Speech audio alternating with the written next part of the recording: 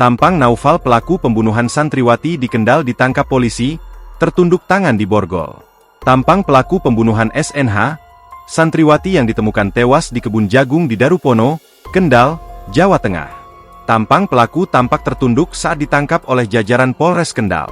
Diketahui, pelaku pembunuhan SNH, santriwati di Kendal, Jawa Tengah, ditangkap polisi Jumat, 25 Oktober 2024, sekitar pukul 4 WIB, setelah 14 hari buron. Informasi yang dihimpun, pelaku merupakan warga asal Magelang yang kini bekerja di Kendal. Terlihat dari unggahan Instagram Polres_Kendal, memperlihatkan pelaku diinterogasi oleh sejumlah personel Polres Kendal.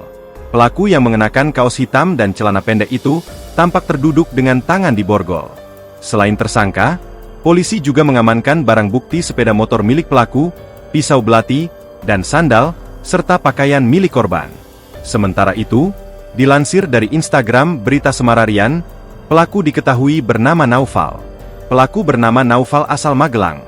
Pelaku bekerja di pabrik Borineka Ika dan ngekos di Panggangayom. Tunggu update selanjutnya, terkait motif DLL. Sabar, tulis unggahannya. Kabar ini dibenarkan Kasat Reskrim Polres Kendal, AKP Rizky Ari Budianto, yang mengonfirmasi penangkapan tersebut melalui aplikasi perpesanan WhatsApp. Ya, benar. Pelaku sudah kami tangkap, kata dia. Dikutip dari kompas.com. Saat ini, pihak kepolisian masih melakukan pemeriksaan terhadap pelaku untuk mengungkap modus dan motif di balik pembunuhan tersebut.